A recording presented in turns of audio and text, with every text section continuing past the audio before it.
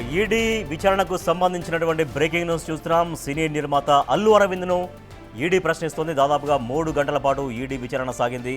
Ramakrishna ఎలక్ట్రానిక్స్లో bank స్కామ్లో Allu అరవింద్ను ప్రశ్నిస్తోంది. Bank లావాదేవీలను, ఆస్తుల కొనుగోళ్ల వివరాలపై ఆరా తీసింది. వచ్చే వారం మళ్లీ విచారణకు రావాలంటూ ఆదేశించింది.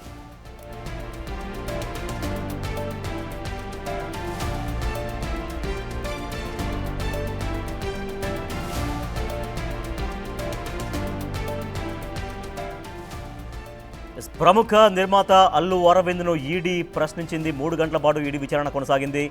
రామకృష్ణ ఎలక్ట్రానిక్స్ బ్యాంక్ స్కామ్లో అల్లు అరవింద్ని ప్రశ్నిస్తోంది. బ్యాంకు లావాదేవీలను, ఆస్తుల కొనుగోళ్ల వివరాలపైన కూడా ఈడీ ఆరా తీసింది. మరింత సమాచారాన్ని మా ప్రతినిధి సాగర్ అందిస్తారు. సాగర్, అల్లు అరవింద్ని ఏ అంశాలపైన ఈడీ విచారించింది?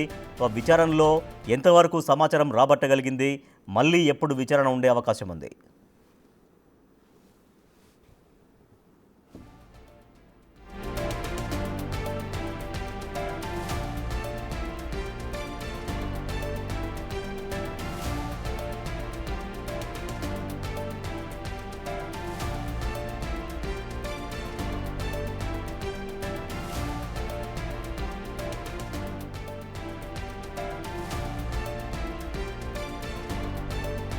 సీనియర్ నిర్మాత అల్లు అరవింద్ను ఈడీ ప్రశ్నిస్తోంది. దాదాపుగా 3 గంటల పాటు ఈడీ విచారణ సాగింది.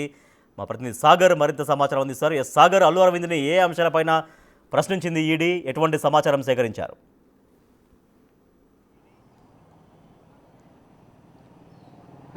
ప్రముఖ టాలీవుడ్ నిర్మాత అల్లు అరవింద్ని ఈడీ 3 గంటల పాటు విచారించింది తాజాగా. అయితే ఇప్పటికే మనం చూడొచ్చు, సిబిఐ కేసు ఆధారంగా ఏదైతే రామకృష్ణ ఎలక్ట్రానిక్స్, రామకృష్ణ టెలక్ట్రానిక్స్ అనే సంస్థలపైన మనీ లాండరింగ్ సంబంధించినటువంటి యూనియన్ బ్యాంకు, గతంలో ఉన్నటువంటి ఆంధ్ర బ్యాంకు నుంచి 101 కోట్ల రూపాయల 101 కోట్ల రూపాయల లోన్ తీసుకొని దాన్ని ఎగవేసిన కేసులో సిబిఐ కేసు నమోదు చేసింది.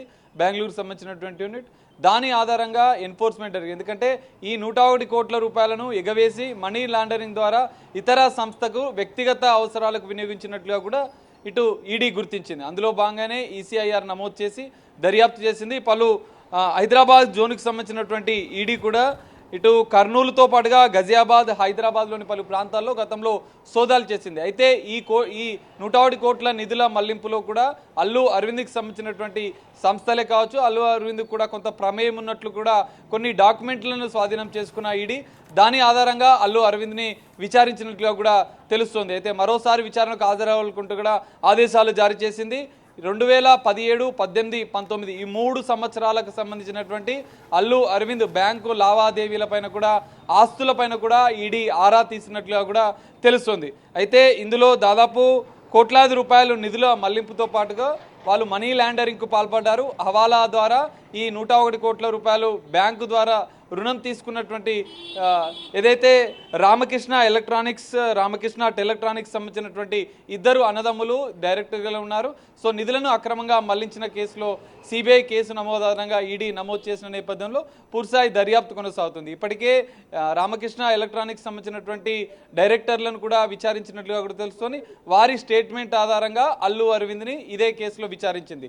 అల్లు అరవింద్ స్టేట్మెంట్ కూడా ఇటు ఈడీ రికార్డ్ చేసినట్లుగా కూడా తెలుస్తోంది. యూనియన్ బ్యాంకు నిధుల మళ్లింపుకు సంబంధించినటువంటి స్కామ్ కేసులో ఏదైతే రామకృష్ణ ఎలక్ట్రానిక్స్ సంస్థ ఇంకా ఎవరెవరికి నిధులను మళ్లించింది అన్న దానిపైన కూడా ఈడీ దృష్టి సారించింది. అందులో భాగంగానే అల్లు అరవింద్కి సంబంధించినటువంటి సంస్థలపైన కూడా సోదాలు చేసే అవకాశం. ఈ కేసులో అల్లు అరవింద్ ప్రమేయం ఉంది అని నిర్ధారణకు వచ్చారా? అంటే ఆయన ఇస్తున్నటువంటి వివరణ ప్రకారంగా అంటే ఉంది అన్నటువంటి కోణంలో వచ్చారు. బట్ విచారణ జరుగుతున్నప్పుడు ఆయన ప్రమేయం ఉంది అని నిర్ధారణకు అధికారులు వచ్చినట్టుగా తెలుస్తోందా?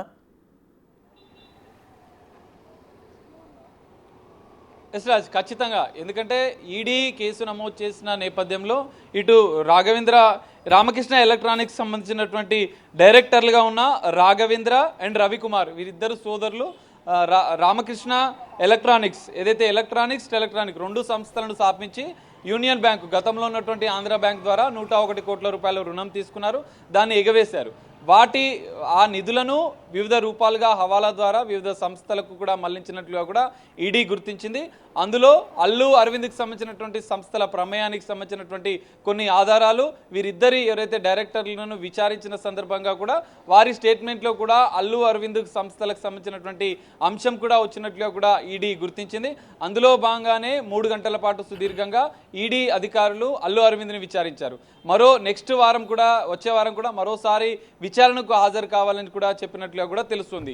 2017, 18, 19 ఈ 3 సంవత్సరాల్లో ఈ లావాదేవీలు అన్ని జరిగినట్లుగా కూడా ఈడీ గుర్తించిన నేపథ్యంలో ఆ 3 సంవత్సరాలకు సంబంధించినటువంటి అల్లు అరవింద్కి సంబంధించిన బ్యాంకు లావాదేవీలు, ఆస్తుల కొనుగోలుకు సంబంధించిన అంశాలపైన కూడా ఆరా తీసినట్లుగా కూడా తెలుస్తుంది. సో దీనికి సంబంధించినటువంటి మరికొన్ని ఆధారాలు సేకరించిన అనంతరం కూడా ఈడీ మరోసారి అల్లు అరవింద్ని విచారించే అవకాశం ఉంది.